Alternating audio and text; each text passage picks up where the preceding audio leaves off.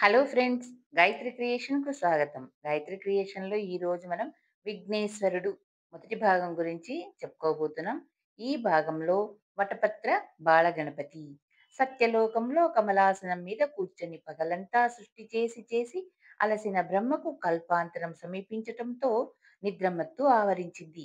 ఆ నిద్రమత్తులో ఆయన ఆవలించినప్పుడల్లా పర్వత శిఖరాగ్రాలు చిట్లి అగ్నులు వెదజిల్లాయి. నిద్ర పట్టే సమయాన కళ్ళు చెమ్మగిల్లగా ఆకాశంలో గుంపులుగా కూడిన ప్రళయ మేఘాలు మెరుపులతో భయంకరంగా గర్జిస్తూ ఏనుగు తొండాల వంటి ధారలతో వర్షించి లోకాన్ని జలమయం చేశాయి.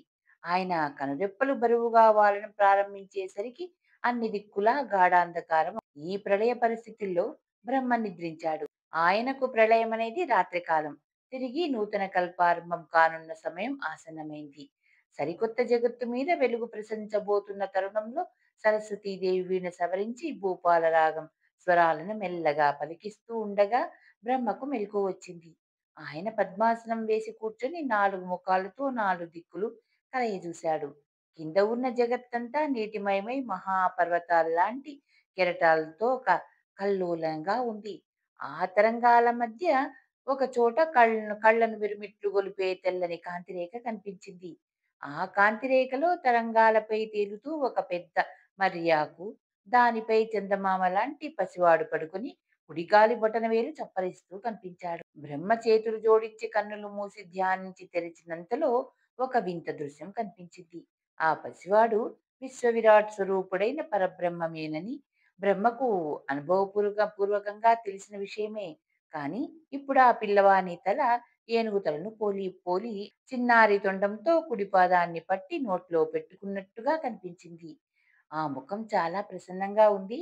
పిల్లవాడు చంద్రకాంతితో ప్రకాశిస్తున్నాడు. 4 చేతులు కలిగున్నాడు. బ్రహ్మ ఆశ్చర్యంగా చూస్తున్న మరో నిమిషంలో ఆకుతో సహా ఆ పిల్లవాడు అదృశ్యమయ్యాడు. బ్రహ్మకు ఆ ప్రదేశాన ఎత్తుగా లేచిన పెద్ద మట్టి దిబ్బ ఒకటి కనిపించింది. క్రమక్రమంగా నీటి నుండి సువిశాలమైన భూభాగాలు, సముద్ర భాగాలు ఏర్పడ్డాయి. బ్రహ్మ సృష్టికి పూనుకున్నాడు. మొదట పర్వతాలు, నదులు ఏర్పడాలని సంకల్పించి కమండలంలోంచి నీరు తీసి జగత్తు మీద చల్లాడు. తరువాత వృక్షాలను, సస్యాలను, ఖనిజాలను సృష్టించాడు. పిమ్మట కదలాడే జీవరాశిని, మొదట సముద్రంలో చేపలను, భూమి మీద జంతుజాలాన్ని, క్రిమికీటకాదాల్ని, పక్షుల్ని సృష్టించాడు. తరువాత మనుషులను సంకల్పించి కమండలంలో ఉదకాన్ని చిలకరించాడు. బ్రహ్మ సృష్టి చేస్తున్నంతసేపు సరస్వతీదేవి వీణ వాయిస్తూనే ఉంది. ఎందువలనో అనుకోని విధంగా అపశృతి పలికింది. సరస్వతి నివ్వెరపడుతూ కిందకు చూసి మరింత నివ్వెరపడింది. బ్రహ్మ అర్ధాంగి నివ్వెరపాటు అర్థం కాక కమలాసనం నుంచి వంగి కిందకు చూశాడు. పర్వతాలు బోళ్లా పడుతూ శిఖరాలు భూమిపైకి పాతుకొని వెడల్పుగా పర్వత పాదాలు సూర్యరశ్మి పడకుండా గొడుగుల్లాగా ఎదుగుతూ ఉన్నాయి. నదులు సాగరం నుంచి ఎత్తు ప్రదేశాలకు చేరుకోబోతున్నాయి. వృక్షాలు తలకిందులుగా వేలాడుతూ ఆకాశానికి తన్నుతున్నాయి. సముద్ర తరంగాల మీద జలచరాలు తేలుతూ కుప్పిగంతులు వేస్తున్నాయి. కొన్ని నిటారుగా పయనిస్తున్నాయి. కొన్ని పక్షుల్లాగా ఎగురుతున్నాయి. జంతువులు చాలా అనర్థాలతో పుట్టాయి. తలలు లేకుండా కొన్ని, వెనుక కాళ్ళు లేకుండా మరికొన్ని, ఒంటి కాలివి, 3 కాళ్ళవి, కళ్ళు, చెవులు అన్నీ ఉండి నోరు అనేది లేనివి, తోకలకు తలలున్నవి, తలలకు తోకలున్నవి కనిపించాయి. పక్షులకు రెక్కలు లేవు. అవి నడవాలంటే కాళ్ళు లేక నేల మీద దొర్లుకుంటూ పోతున్నాయి. ఈ వక్రతలన్నీ గమనించి బ్రహ్మ ఎంతగానో కలవరపడుతూ తన ఉత్తమోత్తమ మనుష్య సృష్టి ఎలాగుంటుందో అని ఆత్రంగా చూడసాగాడు. మనుషులలో కొందరికి 2 తలలున్నాయి. అందులో ఒకటి స్త్రీది, రెండోది పురుషుడిది. పురుషుడు జానెడు బెత్తడుగా ఉన్నారు. స్త్రీలు పెద్ద ఏనుగుల్లాగా, తాటి చెట్లాగా ఉన్నారు. వీపులకు తలలు అతికించినట్లు వాళ్ళున్నారు. 4, 3 ఒంటికాళ్ళ వాళ్ళు, పొట్టకే పెద్ద నోళ్ళు, కబంధంలా ఆక్రనాదాలు చేస్తూ కనిపించారు. జంతువుల ఘోరాలు ప ప జంతువులు మోరలు పైకెత్తి దీనంగా అరుస్తున్నాయి. మూగగా చూస్తున్నాయి. బ్రహ్మను నిందిస్తున్నట్లు గింజుకుంటున్నాయి. కథను తొక్కుతున్నాయి. ఒక జానుడు మగవాడు తాటి చెట్టంత వికృతాకారిణి అయిన స్త్రీని చూపిస్తూ, ఓ బ్రహ్మదేవుడా, ఇలాంటి స్త్రీతో నేనెలా సాగరం సాగించేది అంటూ ఆకాశానికి తలపెట్టి పెద్దగా అరుస్తున్నాడు. ఈ 4 తలలంటూ ఉన్నా అసలు తల అంటూ లేని ఓ ఓ ఈ బ్రహ్మదేవుడా, మమ్మల్నెందుకిలాగ పుట్టించావు? అంటూ వికృతాకారాలు మనుషులు చేస్తున్న ఆక్రందాలు మిన్నముట్టాయి. బ్రహ్మ 4 తలలు గిర్రున తిరిగిపోయినాయి. 8 కళ్ళు బైర్లు కమ్మినాయి. తెల్లబోతూ బ్రహ్మ సరస్వతి వంక అయోమయంగా చూశాడు. అతని 4 ముఖాలను చూసిన సరస్వతి సరసంగా చిరునవ్వుతో సరిపెట్టి ఎందుకిలా జరిగింది? సక్రమమైన సంకల్పంతోనే కదా నేను సృష్టికి పూనుకున్నాను. ఇలాగ ఎందుకు జరిగింది? అని తనలో తాము అనుకుంటున్నట్లుగా గట్టిగా తనలో పైకెత్తి అరిచాడు బ్రహ్మ. అతని ప్రశ్న దశ దిశలుగా మారుమోగింది. అయోమయంగా వెరిచూపులు చూస్తున్న బ్రహ్మకు పెద్ద వెలుగు కనిపించింది. ఆ వెలుగులో ఒక అద్భుత మూర్తి కనిపించాడు. ఆ మూర్తికి ఏనుగు తల ఉంది. 4 చేతులలో పాశము, అంకుశము, కలశము, పరశము ధరించి ఉన్నాడు. పూర్ణచంద్రుడి వల్లే ప్రకాశిస్తున్నాడు. తెల్లని అతని ఉత్తరీయము ఆకాశమంతటా రెపరెపలాడుతూ ఎగురుతుంది. అప్పుడు సరస్వతి వీణ ఓంకారనాదం చేసింది. సరస్వతీదేవి వేళ్ళు వాటంతటవే వీణపై నాదానాదము క్రియారాగాన్ని పలికిస్తూ మాయామళవ గౌళానికి మారుతూ హంసధ్వని రాగాన్ని అందుకున్నవి. గజానుడై సాక్షాత్కరించిన ఆ దివ్యమూర్తి వటపత్రపై నిలిచి ఉన్న బ్రహ్మను అభయముద్రతో ఆశీర్వదించాడు. అతని చుట్టూరా శరత్కాల పూర్ణిమ లాంటి వెన్నెల వంటి వెలుగు ఆవరించి ఉంది. బ్రహ్మ అప్రయత్నంగా చేతులెత్తి నమస్కరిస్తూ, మహానుభావ, అద్భుతమూర్తివైన నీవెవడవు? నీవెవరో తెలుసుకోలేని అజ్ఞానిని అనుగ్రహించు అని అడిగాడు. నాయనా బ్రహ్మదేవ, సంకల్పం వెనుకనే వికల్పం వెంటాడుతుంది. అదే విఘ్నం. విఘ్నాన్ని అరికట్టి సంకల్పాన్ని నెరవేర్చే నేను విఘ్నేశ్వరుడును. విఘ్నాలకు నాయకత్వం వహించి వికల్పాన్ని నా గొడ్డలితో ఛేదించి ప్రతి కార్యాన్ని నిండు కలశంలాగా జయప్రదం చేసే విఘ్న వినాయకుడిని.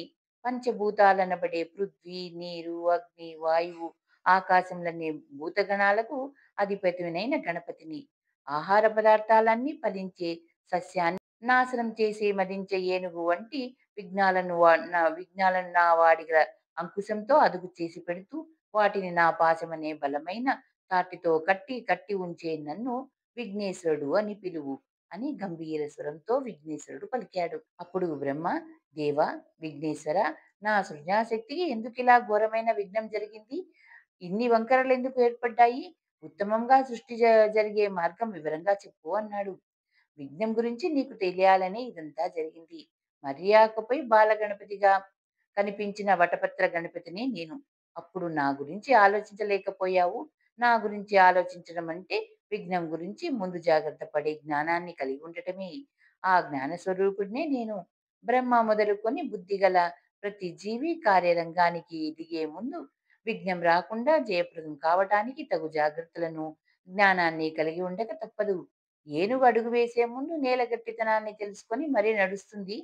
ప్రాణుల్లో ఏనుగు బుద్ధి దానిలాగే చాలా పెద్దది. ఏనుగంత విశేష మేధస్సును కలిగి ఉండాలని సూచనగా నేను గజానుడిగా ఉన్నాను.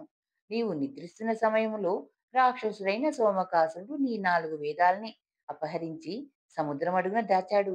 మహావిష్ణువు మత్స్యావతారం దాల్చి వాణ్ణి సంహరించి నీ వేద భద్రంగా తెచ్చి వటపత్ర సాయినై ఉన్న నా దగ్గర ఉంచాడు. ఇవిగో వాటిని తిరిగి గ్రహించు, సృష్టి నిర్వర్తించు అని చెప్పి విఘ్నేశ్వరుడు బ్రహ్మకు వేదాలను ఇచ్చాడు. బ్రహ్మ వాటిని అందుకొని పరమానందంతో విఘ్నేశ్వరుని స్తుతించుతూ, విఘ్నేశ్వర, నేను సృష్టి సంకల్పించే ముందు నిన్ను ధ్యానించి మనసారా నిన్ను పూజించి మరీ కార్యరంగానికి ఉపకరించే వరం అనుగ్రహించు.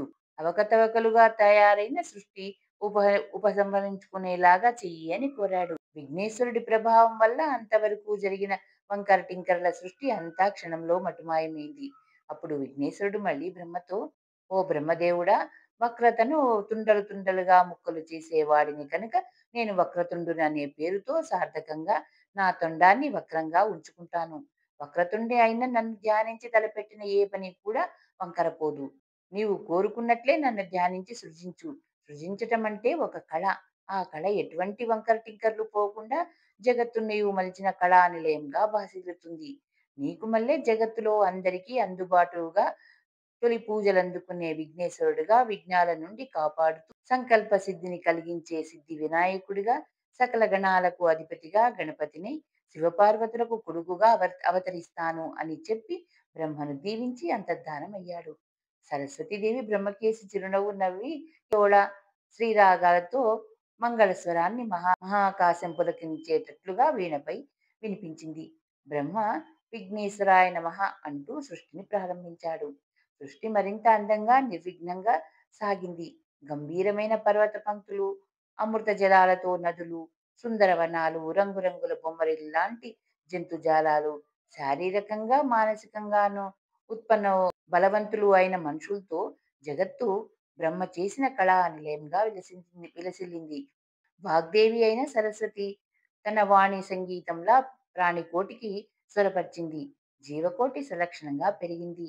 ఊడలు చిమ్మే వటవృక్షంలాగా జగత్తు వర్ధిల్లింది. ఈ విధంగా విఘ్నేశ్వరుడి యొక్క పుట్టుక ప్రారంభమైందండి. ధన్యవాదాలు. చివరగా మీకో మాట, నా ఛానల్లోని కథలు మరియు వంటలు మీకు నచ్చినట్టయితే ఓ లైక్ చేయండి. మీ బంధువులకు, స్నేహితులకు, తెలిసిన వాళ్లకు షేర్ చేయండి. మరిన్ని టేస్టీ వంటల కోసం, మరిన్ని మంచి మంచి కథల కోసం గాయత్రి క్రియేషన్‌ను సబ్స్క్రైబ్ చేసుకోండి. ధన్యవాదాలు.